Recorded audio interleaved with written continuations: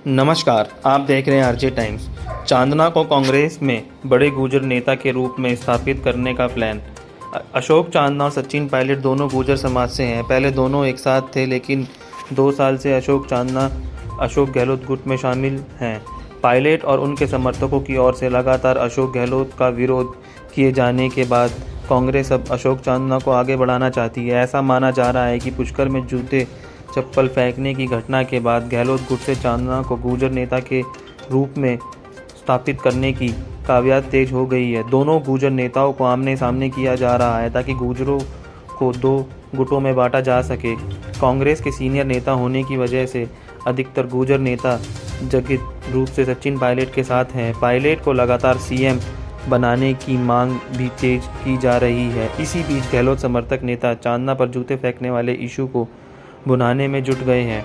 गहलोत गुट इस इशू को चर्चा में रखना चाहते हैं। गहलोत के राष्ट्रीय अध्यक्ष के चुनाव के बीच पायलट समर्थकों ने सचिन पायलट को मुख्यमंत्री बनाने की मांग तेज कर दी है। कई विधायक खुलेआम बयान भी दे रहे हैं। पुष्कर में अशोक चांदना की सभा में जूते चप्पल फेंकने की घटना के बाद अब गहलोत गुट को एक मुद्दा मिल गया है, जिसके जरिए वे सचिन पायलट को घेरने की कोशिश में है। ऐसा माना जा रहा है कि पायलट विरोधी इस मुद्दे के जरिए उन पर हमले कर रहे हैं। वहीं सचिन पायलट की ओर से बिना किसी पलटवार के बावजूद चांदना ने हिडोली में फिर से इस मुद्दे को उठाते हुए बयान डाला। पुष्कर में हुई घटना के बाद अशोक चांदना अपने विधानसभा क्षेत्र में गए। हिडोली में ग्रामीण ओलंपिक खेलों के उद्घाटन के दौरान उन्होंने कहा कि पुष्कर में उनके साथ जो घटना हुई उसमें बाहरी लोग थे। ऐसे लोगों को यहाँ किसी कार्यक्रम में अंदर नहीं घुसने दिया जाएगा। उस घटना के पीछे जो षड्यंत्र रचने वाले हैं उनको जल्द ही बेनकाब किया जाएगा। इसी तरह का बयान देकर चांदना ने एक बार फिर इस मुद्दे को जिंदा रखने की कोशिश की है। हालांकि खुद सचिन पायलट और उनके गुट के किसी भी विधायक ने इस इशू पर कोई प्रतिक्रिया तक नहीं दी है। किसी ने अशोक चांदना के बयान पर पलटवार नहीं किया है, इसलिए चांदना को तवज्जो देना चाहते हैं पायलट। पुष्कर में हुई घटना के बाद अशोक चांदना के सीधे तौर पर एक तरह ने सचिन पायलट को खुली धमकी दे दी।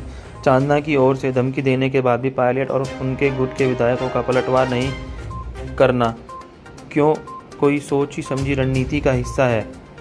इसकी कुछ समय वजह अहम है।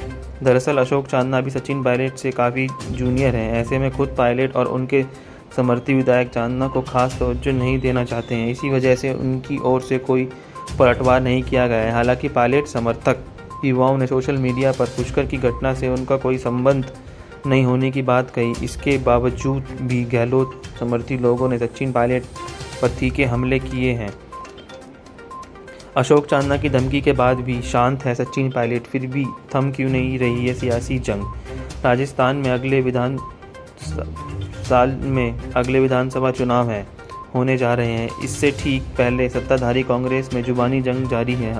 गहलोत और पायलट समर्थकों के बीच बयानबाजी का दौर थमता नहीं दिख रहा है। दोनों ही सीनियर नेताओं के समर्थक पिछले कुछ महीने से अपने नेता को सर्वोपरि बताते हुए बयान दे रहे हैं। इसी बीच 12 सितंबर को अजमेर के पुष्कर में आयोजित एक कार्यक्रम के दौरान गहलोत गुट के मंत्री अशोक चांदना एक सभा में संबोधित कर रहे थे, तभी चौंकाने वाला मामला हुआ जिस पर सियासी पारा चढ़ा हुआ है।